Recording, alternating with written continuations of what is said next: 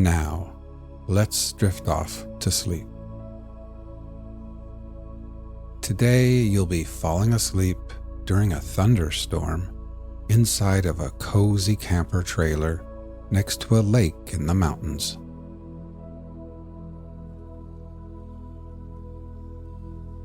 Imagine you are feeling exhausted, hot, and sweaty as you return to your camper.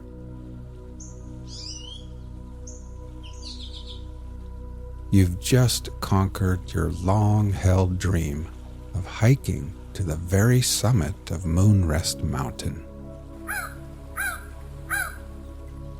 You've changed into your swimsuit and are now standing at the edge of the dock on weary, trembling legs, ready to celebrate your incredible achievement with a refreshing dive into the cool, crystal-clear waters of Silver Lake.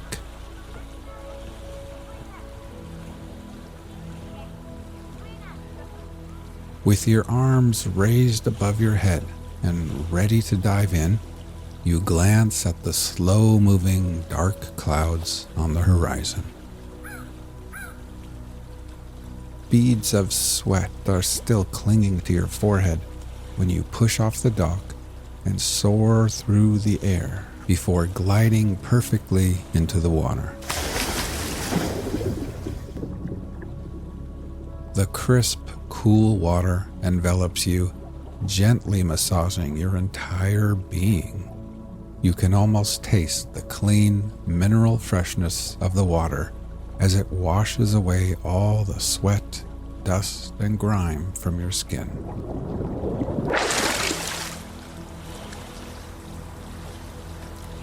While breathing in deeply, you are met with the glorious sense of renewal. You feel utterly refreshed and rejuvenated.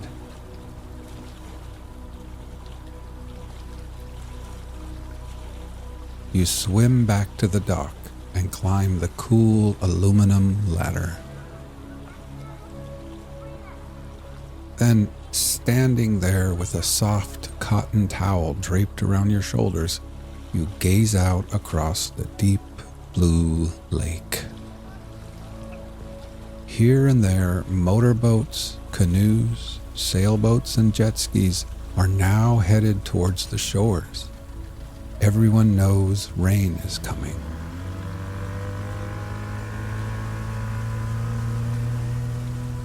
Kids wearing life vests and learning how to water ski are hoisted back into boats, and the small, colorful sails of dinghies flutter in the breeze as their little suntanned captains point them back towards land. Now, all toweled off and feeling a little bit chilled, you walk barefoot back to your camper ahead of the rain.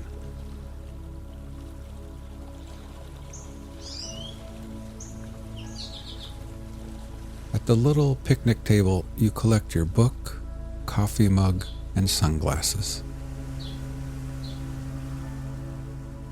You gather up other items and place them into a plastic tote. A salt and pepper shaker, a box of wooden matches, some paper plates.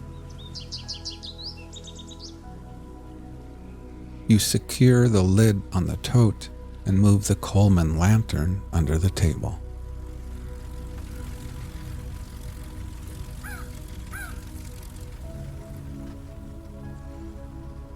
At the fire pit, you fold up your camping chair and tuck it below the protective cover of a tall ponderosa pine. Then you return to your camper, open the door, and step inside.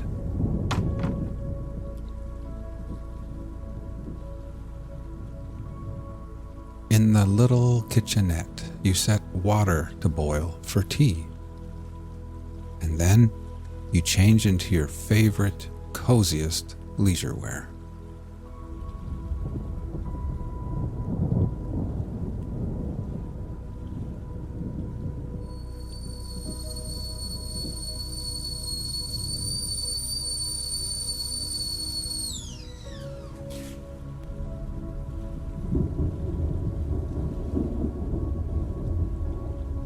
while the hot tea steeps, you settle at the quaint table and gaze out the window, watching as boats reach the shore and families hurry off to their campers and tents and cabins.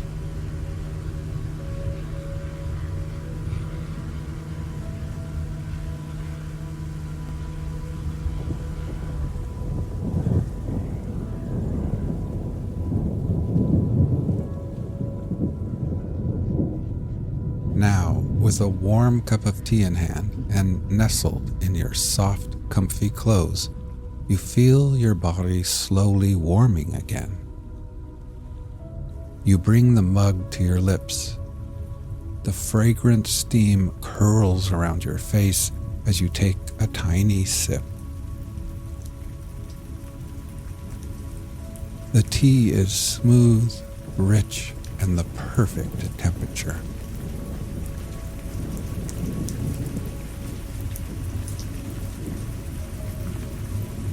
You take a bigger sip, and the tea flows down to your core, melting away the chill from the lake. A rush of warmth spreads throughout your body, like a wave of little goosebumps, and you're suddenly filled with a sense of deep accomplishment, peace, and satisfaction.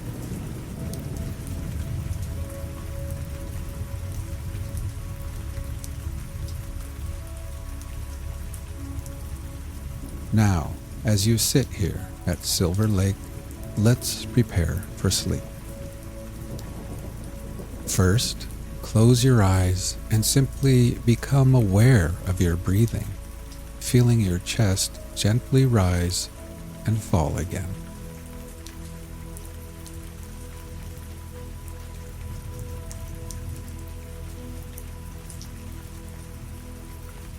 Next, let's take a few deeper breaths.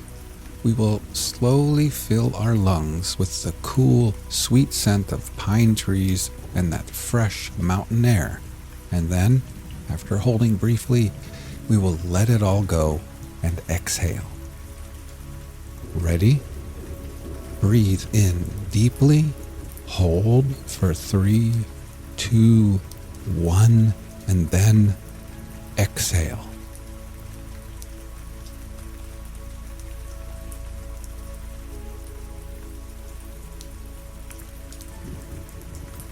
One more time. Breathe in deeply, hold for 3, 2, 1, and exhale. And try thinking to yourself, as I am here at Silver Lake, I can feel gravity pulling me back towards Earth. With every exhale, I can feel the slow rotation of Earth and the Earth's steady movement around the sun. I can feel my tired feet, my ankles, my fatigued calves, my knees, and my legs becoming heavier and heavier and more relaxed.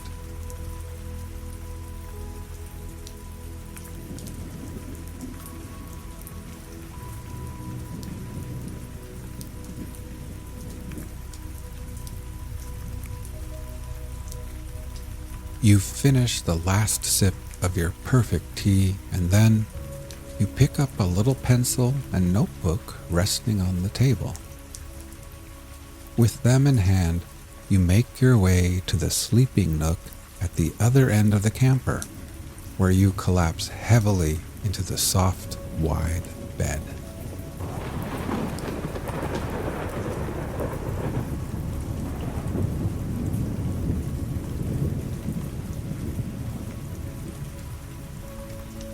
After the long, steep hike up Moonrest Mountain, the bed feels like a soft cloud beneath your tired body.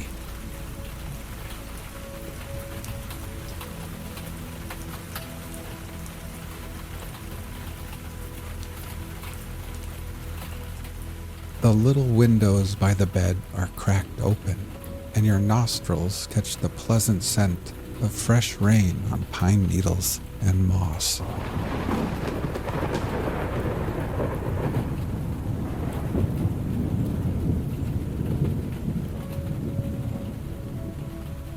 You look at your notepad and observe your to-do list. Each completed task is neatly crossed out with pencil.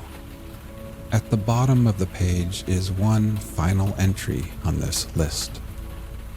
A smile creeps across your face as you take the pencil and begin scribbling over that last item: climb Moonrest Mountain.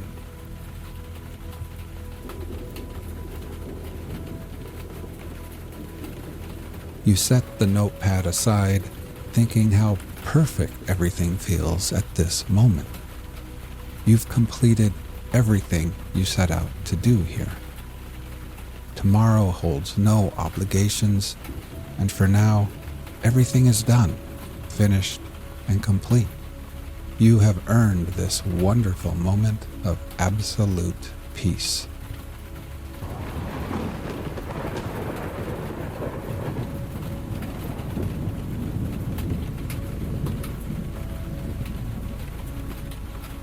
Your body sinks deeper into the soft bed. Every muscle relaxes from the tips of your fingers to the soles of your tired feet as you surrender to the peace and calm and take in the rich mountain air.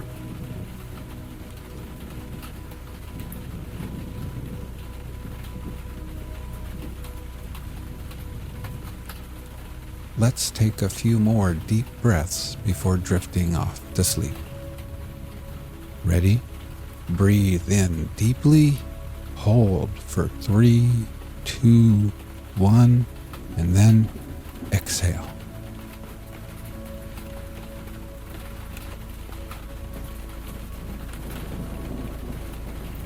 One more time. Breathe in deeply, hold for 3, 2, 1, and exhale.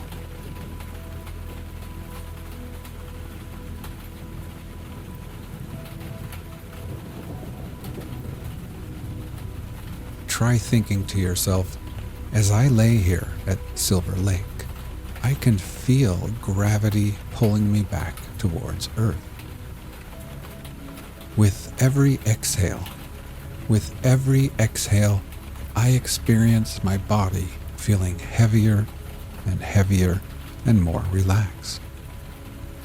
I can feel my tired arms, my hands, my torso, shoulders, neck, and head becoming heavier and more relaxed.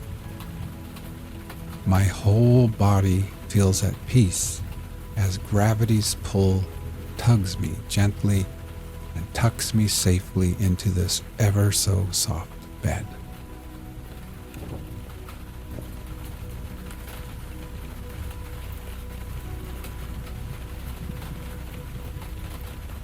Now, feeling oh so satisfied, safe, accomplished, rejuvenated, sleepy, and happy, you reach over to a little transistor radio, tune it to your favorite station, then lay back and close your eyes.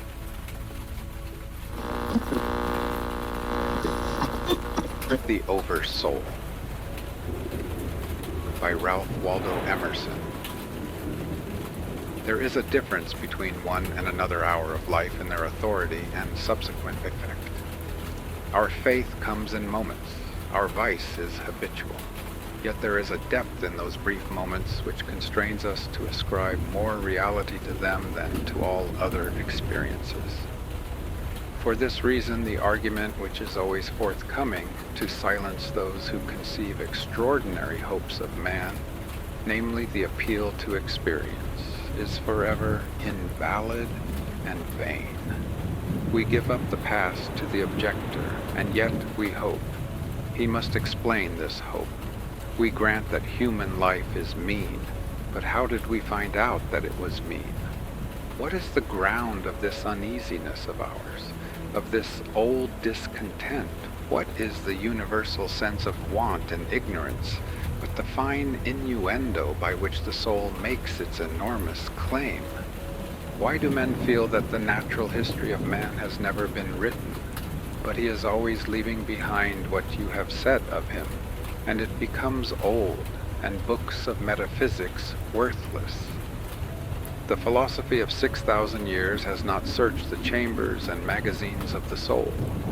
In its experiments, there has always remained, in the last analysis, a residuum it could not resolve. Man is a stream whose source is hidden. Our being is descending into us from we know not whence. The most exact calculator has no prescience that somewhat incalculable may not balk the very next moment. I am constrained every moment to acknowledge a higher origin for events than the will I call mine. As with events, so is it with thoughts. When I watch that flowing river, which out of regions I see not, pours for a season its streams into me, I see that I am a pensioner, not a cause, but a surprised spectator of this ethereal water. That I desire and look up, and put myself in the attitude of reception, but from some alien energy the visions come.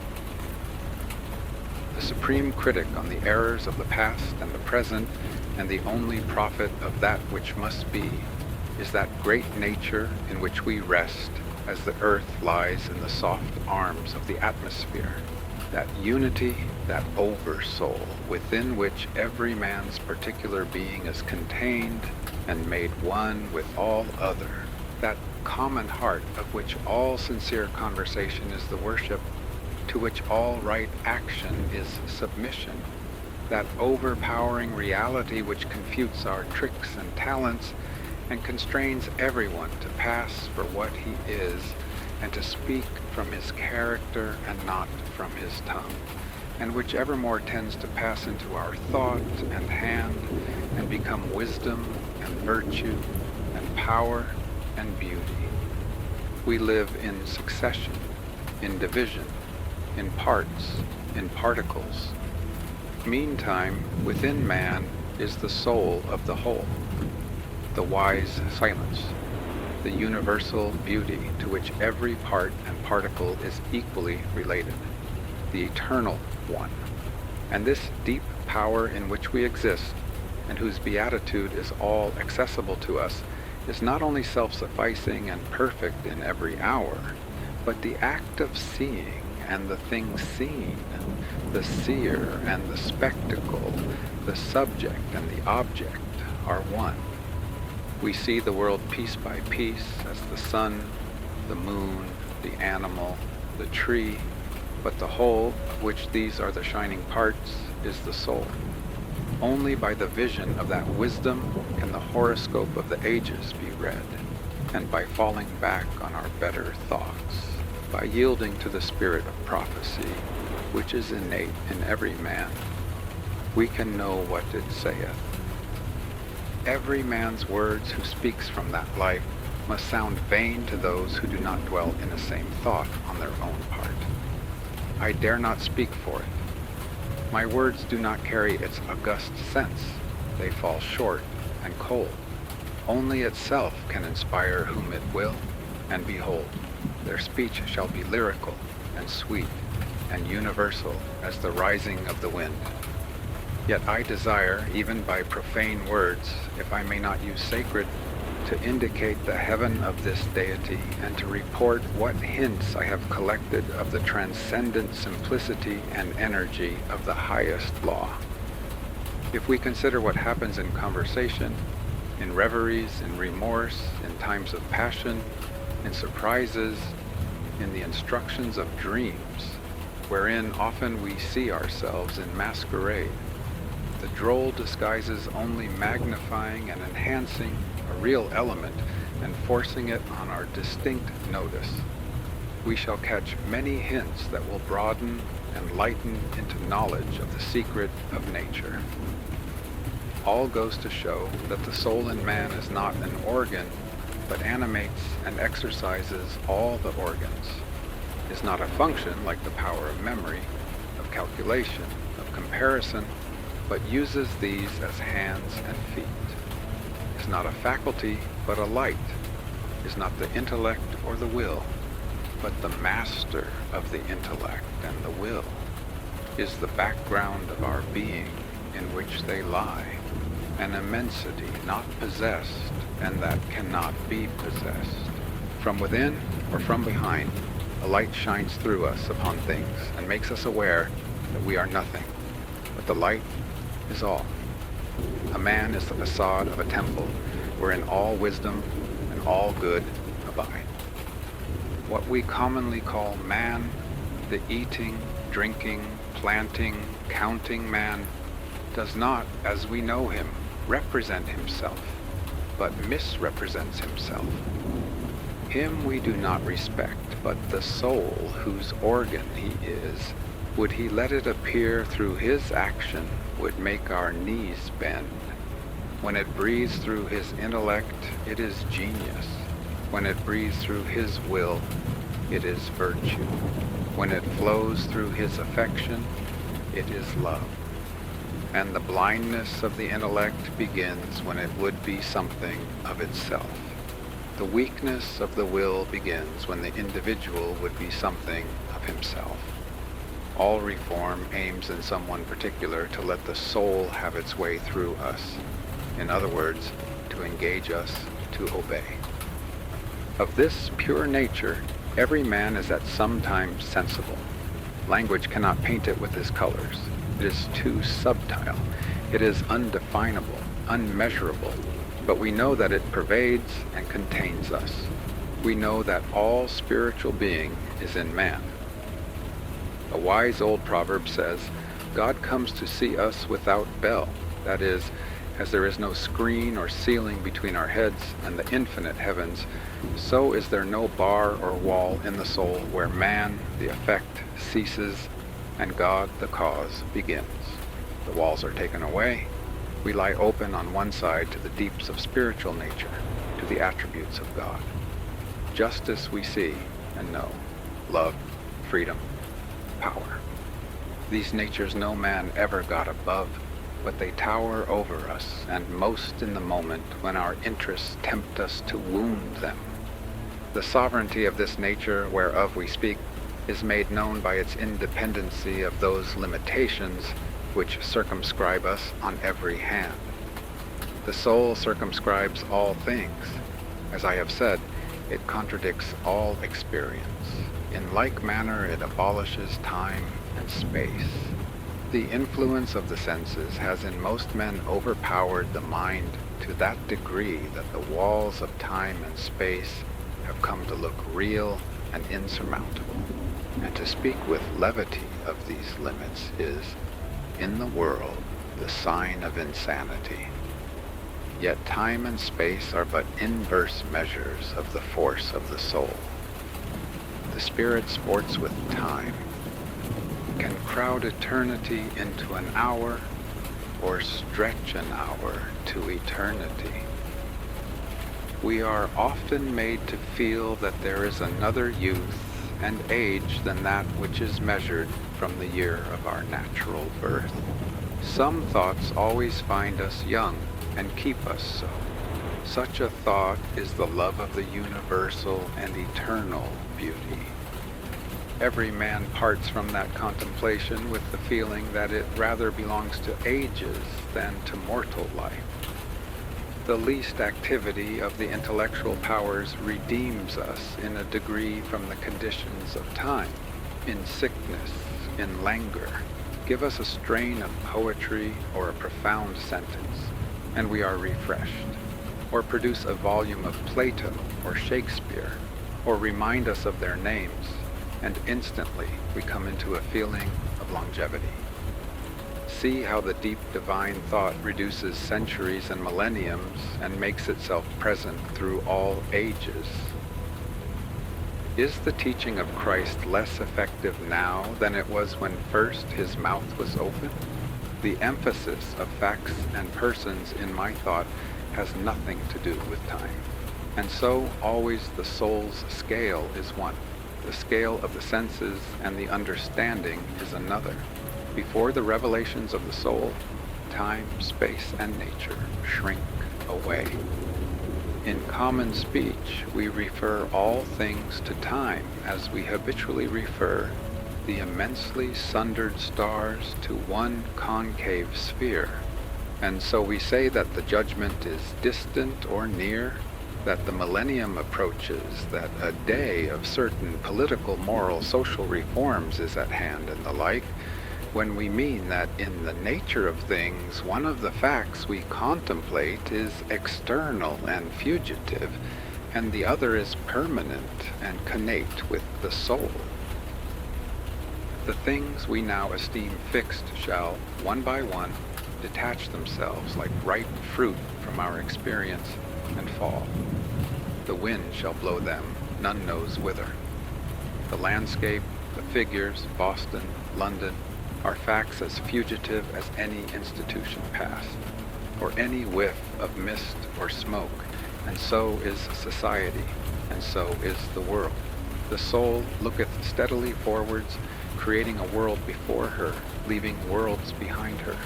She has no dates, nor rights, nor persons, nor specialties, nor men. The soul knows only the soul.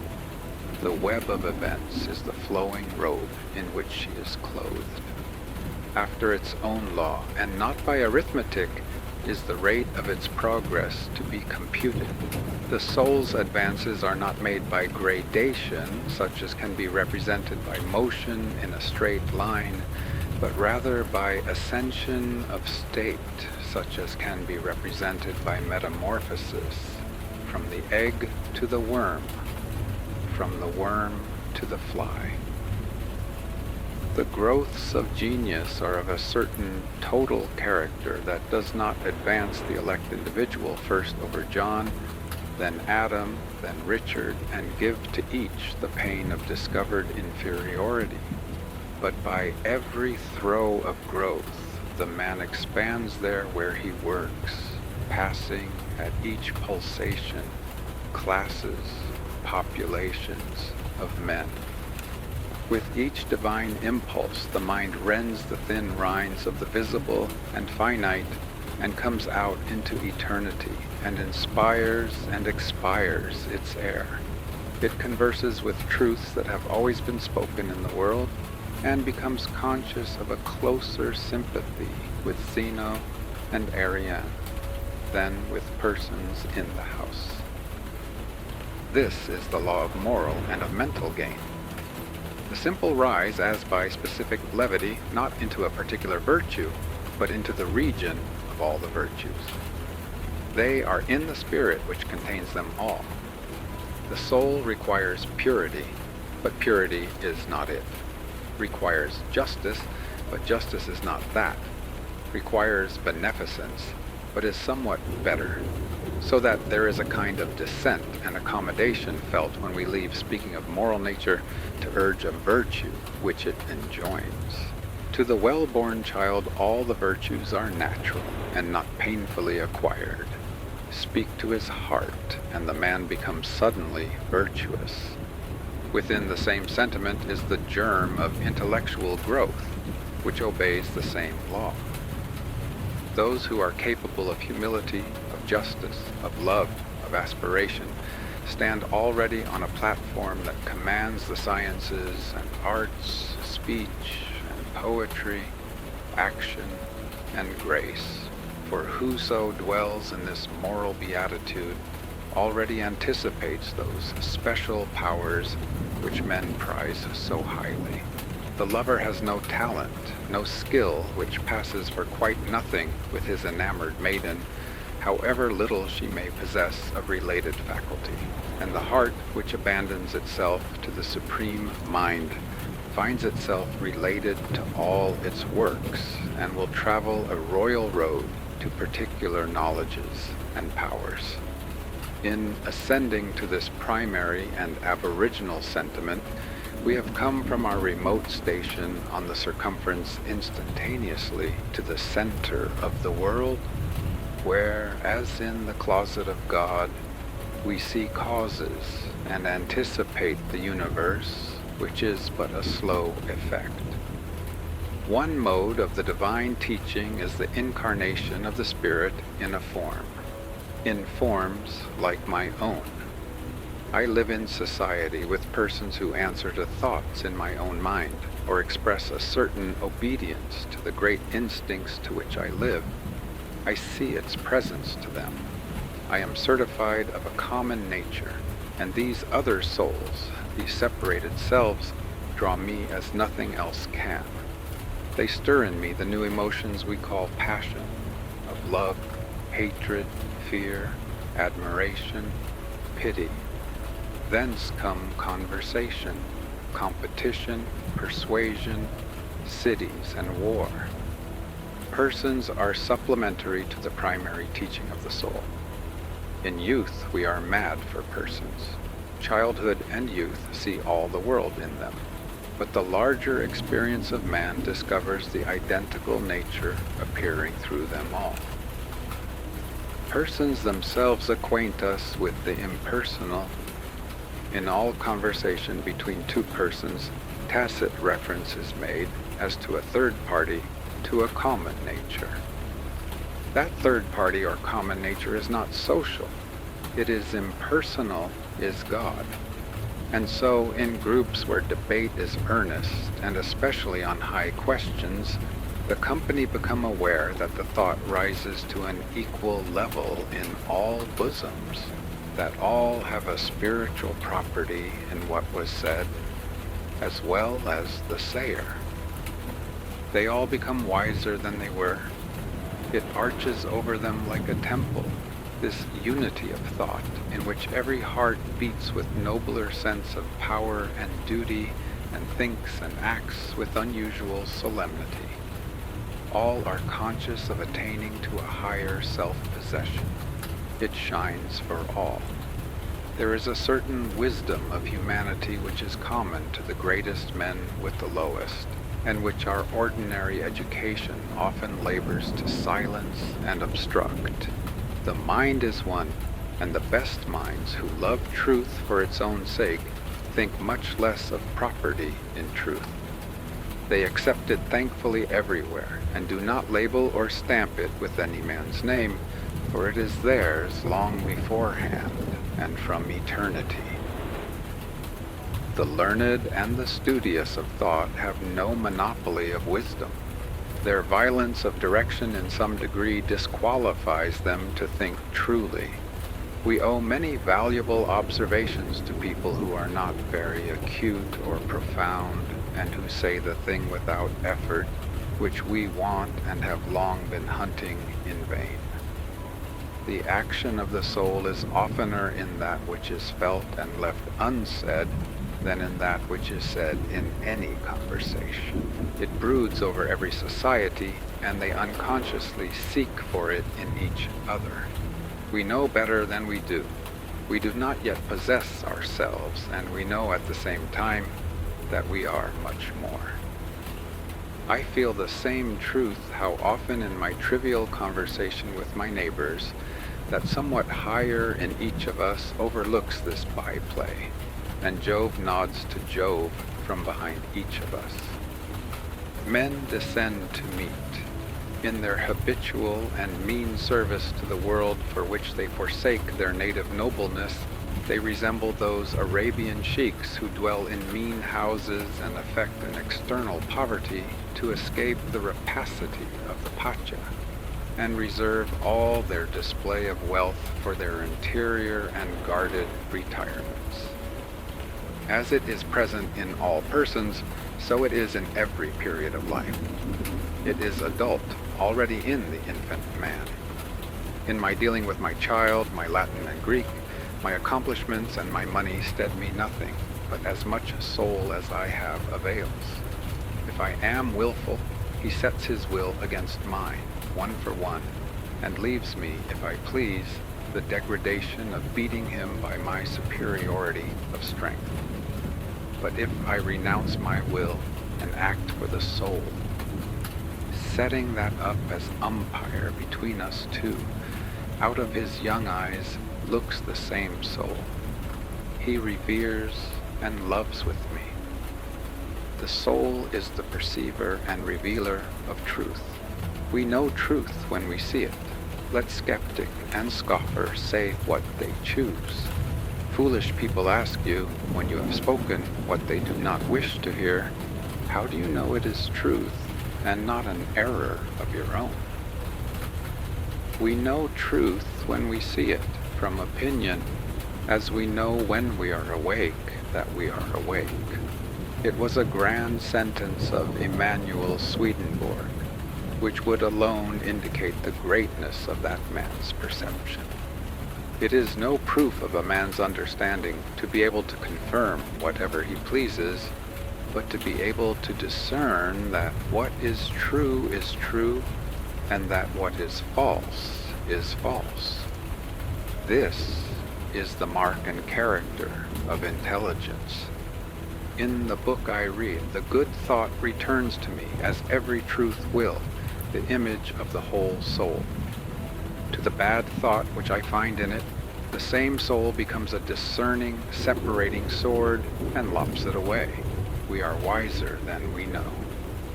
If we will not interfere with our thought, but will act entirely or see how the thing stands in God, we know the particular thing and everything and every man.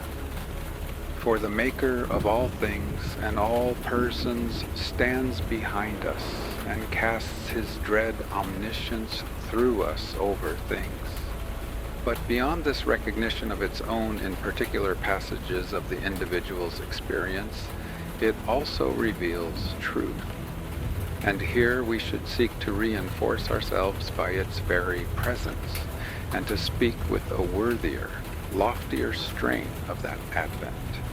For the soul's communication of truth is the highest event in nature, since it then does not give somewhat from itself, but it gives itself, or passes into, and becomes that man whom it enlightens, or in proportion to that truth he receives, it takes him to itself. We distinguish the announcements of the soul, its manifestations of its own nature, by the term revelation. These are always attended by the emotion of the sublime, for this communication is an influx of the divine mind into our mind. It is an ebb of the individual rivulet before the flowing surges of the sea of life. Every distinct apprehension of this central commandment agitates men with awe and delight. A thrill passes through all men at the reception of new truth, or at the performance of a great action which comes out of the heart of nature. In these communications, the power to see is not separated from the will to do, but the insight proceeds from obedience, and the obedience proceeds from a joyful perception.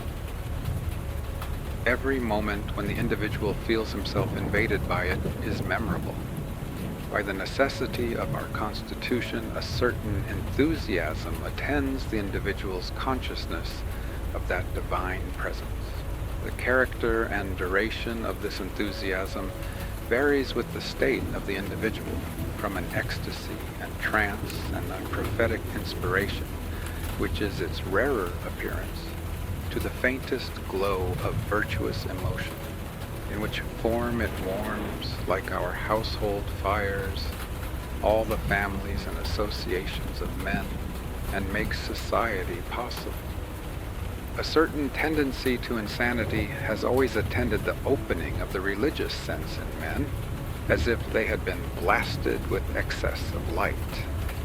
The trances of Socrates, the union of Plotinus, the vision of Porphyry, the conversion of Paul, the aurora of Behmen, the convulsions of George Fox and his Quakers, the illumination of Swedenborg are of this kind.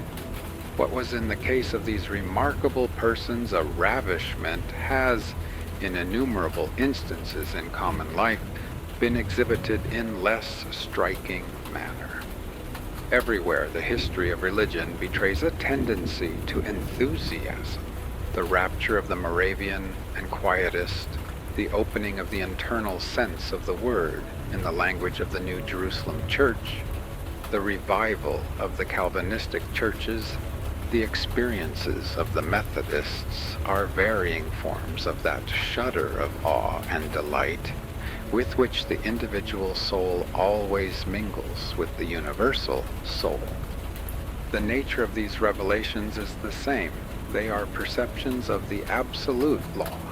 They are solutions of the soul's own questions. They do not answer the questions which the understanding asks. The soul answers never by words, but by the thing itself that is inquired after. Revelation is the disclosure of the soul. The popular notion of the revelation is that it is a telling of fortunes. In past oracles of the soul, the understanding seeks to find answers to sensual questions and undertakes to tell from God how long men shall exist, what their hands shall do, and who shall be their company, adding names and dates and places. But we must pick no locks. We must check this low curiosity. An answer in words is delusive. It is really no answer to the questions you ask. Do not require a description of the countries towards which you sail. The description does not describe them to you, and tomorrow you arrive there and know them by inhabiting them. Men ask concerning the immortality of the soul, the employments of heaven, the state of the sinner, and so forth. They even dream that Jesus has left replies to precisely these interrogatories. Never a moment did that sublime spirit speak in their patois. To truth, justice, love, the attributes of the soul, the idea of immutableness is essentially associated. Jesus, living in these moral sentiments, heedless of sensual fortunes, heeding only the manifestations of these, never made the separation of the idea of duration from the essence of these attributes, nor uttered a syllable concerning the duration of the soul. It was left to his disciples to sever duration from the moral elements and to teach the immortality of the soul as a doctrine and maintain it by evidences. The moment the doctrine of the immortality is separately taught, man is already fallen. In the flowing of love, in the adoration of humility, there is no question of continuance. No inspired man ever asks this question or condescends to these evidences. For the soul is true to itself, and the man in whom it is shed abroad cannot wander from the present, which is infinite, to a future which would be finite. These questions which we lust to ask about the future are a confession of sin. God has no answer for them. No answer in words can reply to a question of things. It is not in an arbitrary decree of God, but in the nature of man that a veil shuts down on the facts of tomorrow. For the soul will not have us read any other cipher than that of cause and effect. By this veil which curtains events, it instructs the children of men to live in today. The only mode of obtaining an answer to these questions of the senses is to forego all low curiosity, and accepting the tide of being which floats us into the secret of nature, work and live, work and live. And all unawares the advancing soul has built and forged for itself a new condition, and the question and the answer are one.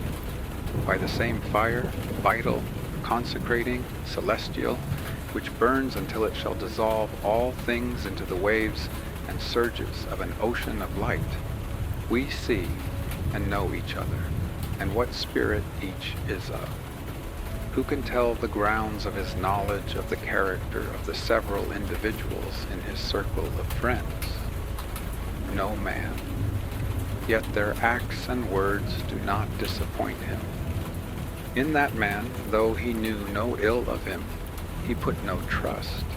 In that other, though they had seldom met, authentic signs had yet passed, to signify that he might be trusted as one who had an interest in his own character.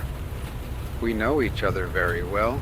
Which of us has been just to himself, and whether that which we teach or behold is only an aspiration or is our honest effort also?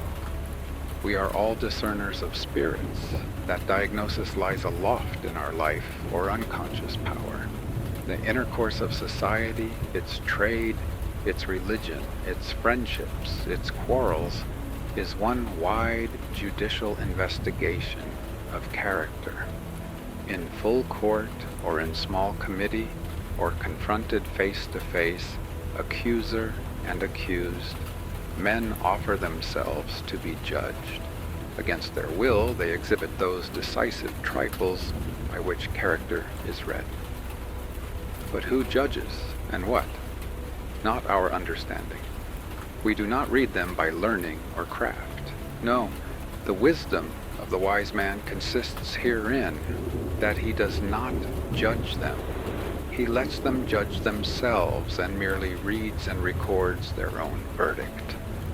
By virtue of this inevitable nature, private will is overpowered, and maugre our efforts or our imperfections, your genius will speak from you and mine from me. That which we are we shall teach, not voluntarily, but involuntarily. Thoughts come into our minds by avenues which we never left open, and thoughts go out of our minds through avenues which we never voluntarily opened. Character teaches over our head. The infallible index of true progress is found in the tone the man takes. Neither his age, nor his breeding, nor company, nor books, nor actions, nor talents, nor altogether can hinder him from being deferential to a higher spirit than his own. If he have not found his home in God, his manners, his forms of speech, the turn of his sentences, the build, shall I say, of all his opinions, will involuntarily confess it. Let him brave it out how he will. If he have found his center, the deity will shine through him, through all the disguises of ignorance, of ungenial temperament, of unfavorable circumstance. The tone of seeking is one, and the tone of having is another.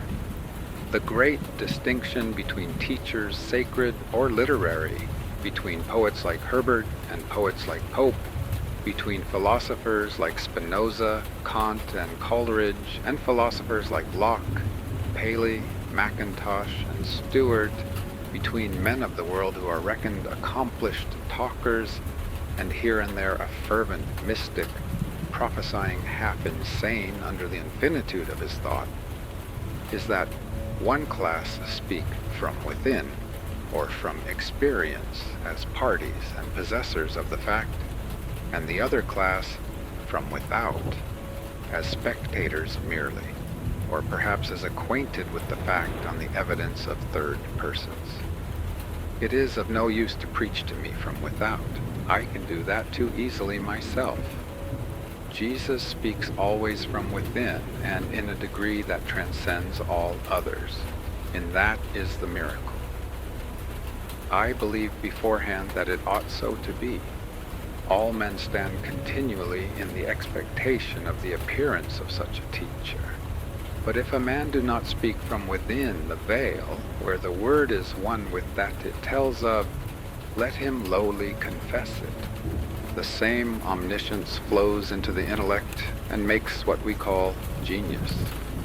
Much of the wisdom of the world is not wisdom, and the most illuminated class of men are no doubt superior to literary fame, and are not writers. Among the multitude of scholars and authors, we feel no hallowing presence. We are sensible of a knack and skill rather than of inspiration. They have a light, and know not whence it comes, and call it their own. Their talent is some exaggerated faculty, some overgrown member, so that their strength is a disease. In these instances, the intellectual gifts do not make the impression of virtue, but almost of vice. and we feel that a man's talents stand in the way of his advancement in truth. But genius is religious. It is a larger imbibing of the common heart. It is not anomalous, but more like, and not less like, other men. There is in all great poets a wisdom of humanity which is superior to any talents they exercise. The author, the wit, the partisan, the fine gentleman does not take place of the man. Humanity shines in Homer, in Chaucer, in Spencer, in Shakespeare, in Milton. They are content with truth. They use the positive degree. They seem frigid and phlegmatic to those who have been spiced with the frantic passion and violent coloring of inferior but popular writers. For they are poets by the free course which they allow to the informing soul, which through their eyes beholds again and blesses the things which it hath made. The soul is superior to its knowledge, wiser than any of its works. The great poet makes us feel our own wealth, and then we think less of his compositions. His best communication to our mind is to teach us to despise all he has done. Shakespeare carries us to such a lofty strain of intelligent activity as to suggest a wealth which beggars his own. And we then feel that the splendid works which he has created, and which in other hours we extol as a sort of self-existent poetry, take no stronger hold of real nature than the shadow of a passing traveler on the rock. The inspiration which uttered itself in Hamlet and Lear could utter things as good from day to day forever.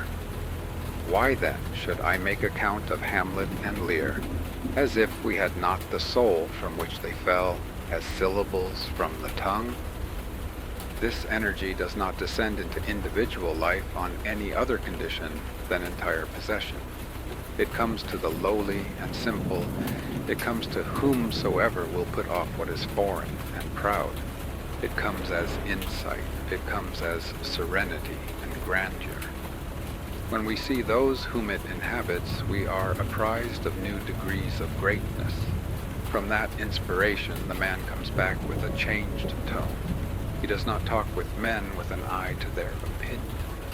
He tries them. It requires of us to be plain and true. The vain traveler attempts to embellish his life by quoting my lord and the prince and the countess, who thus said or did to him. The ambitious vulgar show you their spoons and brooches and rings, and preserve their cards and compliments. The more cultivated in their account of their own experience cull out the pleasing, poetic circumstance, the visit to Rome, the man of genius they saw, the brilliant friend they know. Still further on, perhaps, the gorgeous landscape, the mountain lights, the mountain thoughts they enjoyed yesterday, and so seek to throw a romantic color over their life. But the soul that ascends to worship the great God is plain and true, has no rose color, no fine friends, no chivalry, no adventures, does not want admiration, dwells in the hour that now is, in the earnest experience of the common day, by reason of the present moment and the mere trifle having become porous to thought and bibulous of the sea of light. Converse with a mind that is grandly simple, and literature looks like word-catching. The simplest utterances are worthiest to be written, yet are they so cheap and so things of course that in the infinite riches of the soul it is like gathering a few pebbles off the ground, or bottling a little air in a phial when the whole earth and the whole atmosphere are ours. Nothing can pass there, or make you one of the circle, but the casting aside your trappings and dealing man to man in naked truth, plain confession and omniscient affirmation. Souls such as these treat you as gods would, walk as gods in the earth, accepting without any admiration your wit, your bounty, your virtue even. Say rather your act of duty, for your virtue they own as their proper blood, royal as themselves, and over-royal, and the father of the gods. But what rebuke their plain fraternal bearing casts on the mutual flattery with which authors solace each other and wound themselves. These flatter not. I do not wonder that these men go to see Cromwell and Christina and Charles II and James I and the Grand Turk. For they are, in their own elevation, the fellows of kings, and must feel the servile tone of conversation in the world. They must always be a godsend to princes, for they confront them, a king to a king, without ducking or concession, and give a high nature the refreshment and satisfaction of resistance, of plain humanity, of even companionship, and of new ideas. They leave them wiser and superior men. Souls like these make us feel that sincerity is more excellent than flattery. Deal so plainly with man and woman as to constrain the utmost sincerity and destroy all hope of trifling with you. It is the highest compliment you can pay. Their highest praising, said Milton, is not flattery, and their plainest advice is a kind of praising. Ineffable is the union of man and God in every act of the soul. The simplest person who in his integrity worships God becomes God, yet forever and ever the influx of this better and universal self is new and unsearchable. It inspires awe and astonishment. How dear, how soothing to man arises the idea of God, peopling the lonely place, effacing the scars of our mistakes and disappointments. When we have broken our God of tradition and ceased from our God of rhetoric, then may God fire the heart with his presence. It is the doubling of the heart itself, nay, the infinite enlargement of the heart with the power of growth to a new infinity on every side. It inspires in man an infallible trust. He has not the conviction, but the sight that the best is the true, and may in that thought easily dismiss all particular uncertainties and fears, and adjourn to the sure revelation of time the solution of his private riddles. He is sure that his welfare is dear to the heart of being. In the presence of law to his mind he is overflowed with a reliance so universal that it sweeps away all cherished hopes and the most stable projects of mortal condition in its flood. He believes that he cannot escape from his good. The things that are really for thee gravitate to thee. You are running to seek your friend. Let your feet run, but your mind need not. If you do not find him, will you not acquiesce that it is best you should not find him? For there is a power which, as it is in you, is in him also, and could therefore very well bring you together if it were for the best. You are preparing with eagerness to go and render a service to which your talent and your taste invite you, the love of men and the hope of fame. Has it not occurred to you that you have no right to go unless you are equally willing to be prevented from going? Oh, believe as thou livest that every sound that is spoken over the round world which thou oughtest to hear will vibrate on thine ear. Every proverb, every book, every byword that belongs to thee for aid or comfort shall surely come home through open or winding passages. Every friend whom not thy fantastic will but the great and tender heart in thee craveth shall lock thee in his embrace, and this because the heart in thee is the heart of all, not a valve, not a wall, not an intersection is there anywhere in nature. but one blood rolls uninterruptedly in endless circulation through all men, as the water of the globe is all one sea, and truly seen, its tide is one. Let man then learn the revelation of all nature and all thought to his heart. This, namely, that the highest dwells with him, that the sources of nature are in his own mind, if the sentiment of duty is there. But if he would know what the great God speaketh, he must go into his closet and shut the door, as Jesus said. God will not make himself manifest to cowards. He must greatly listen to himself, withdrawing himself from all the accents of other men's devotion. Even their prayers are hurtful to him until he have made his own. Our religion vulgarly stands on numbers of believers. Whenever the appeal is made, no matter how indirectly, to numbers, proclamation is then and there made that religion is not. He that finds God a sweet, enveloping thought to him never counts his company. When I sit in that presence, who shall dare to come in?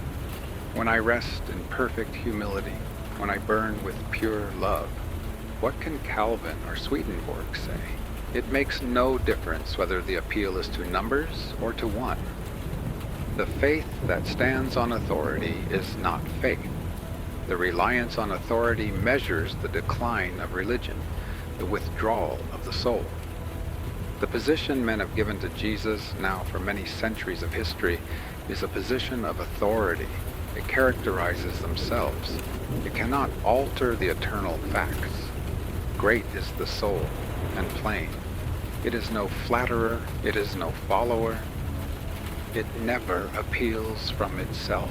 It believes in itself. Before the immense possibilities of man, all mere experience, all past biography, however spotless and sainted, shrinks away. Before that heaven which our presentiments foreshow us, we cannot easily praise any form of life we have seen or read of. We not only affirm that we have few great men, but absolutely speaking, that we have none, that we have no history, no record of any character or mode of living that entirely contents us. The saints and demigods whom history worships, we are constrained to accept with a grain of allowance, though in our lonely hours we draw a new strength out of their memory, yet pressed on our attention, as they are by the thoughtless and customary, they fatigue and invade. The soul gives itself, alone, original and pure, to the lonely, original and pure, who, on that condition, gladly inhabits, leads, and speaks through it. Then is it glad, young and nimble. It is not wise, but it sees through all things. It is not called religious, but it is innocent. It calls the light its own, and feels that the grass grows and the stone falls by a law inferior to and dependent on its nature. Behold, it saith, I am born into the great, the universal mind. I, the imperfect, adore my own perfect. I am somehow receptive of the great soul, and thereby I do overlook the sun and the stars, and feel them to be the fair accidents and effects which change and pass. More and more the surges of everlasting nature enter into me, and I become public and human in my regards and actions. So come I to live in thoughts and act with energies which are immortal, thus revering the soul and learning, as the ancients said, that its beauty is immense.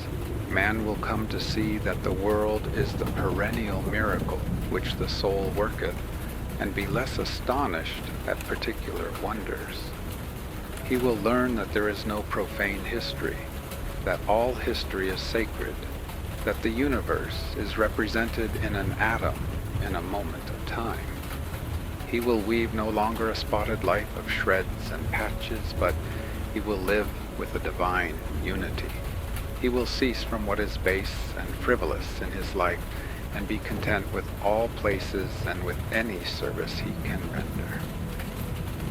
He will calmly front the morrow in the negligency of that trust which carries God with it, and so hath already the whole future in the bottom of the heart.